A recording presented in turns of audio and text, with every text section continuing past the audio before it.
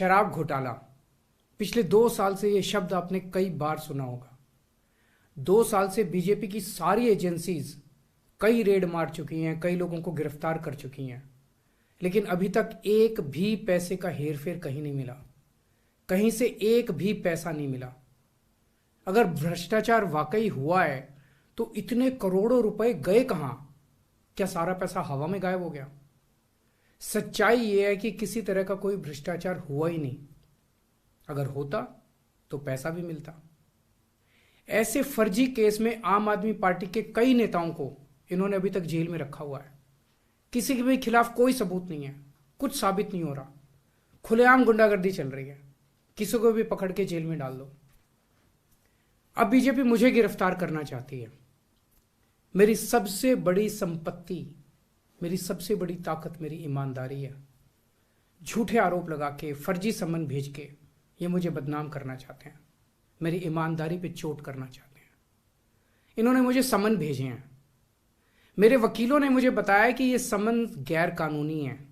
क्यों गैर कानूनी है? ये मैंने इनको विस्तार से लिख के भेजा है।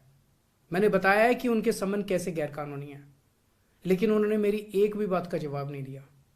इसका मतलब उनके पास मेरी बातों का जवाब नहीं है। इसका मतलब वे भी मानते हैं कि उनका नोटिस गैर कानूनी है। क्या मुझे एक गैर कानूनी समन का पालन करना चाहिए?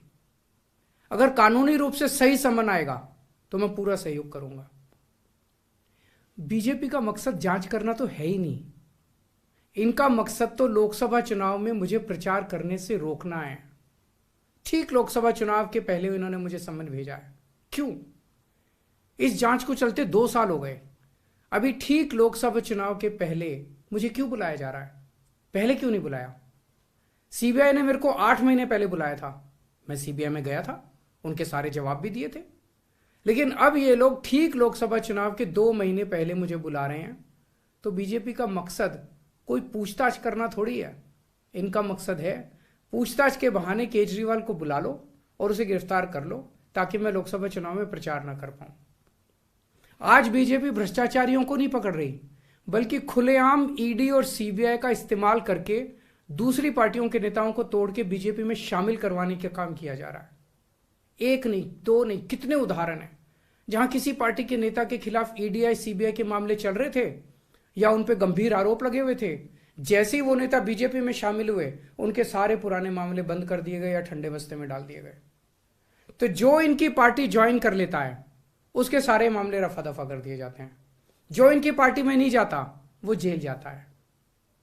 आज मनीष सिसोदिया, संजय सिंह और विजय नायर इसलिए जेल में नहीं है कि उन्होंने भ्रष्टाचार किया है, वो इसलिए जेल में है क्योंकि उन्होंने बीजेपी में शामिल होने से इनकार कर दिया है। आज हम बीजेपी का मुकाबला क्यों कर पा रहे हैं? क्योंकि हमने कोई भ्रष्टाचार नहीं किया। अगर हमने जरा सा भी गलत काम किया होता तो दूसरे भ्रष्टाचारी नेताओं की तरह आज भी हम बीजेपी में शामिल हो चुके तो होते आज तक।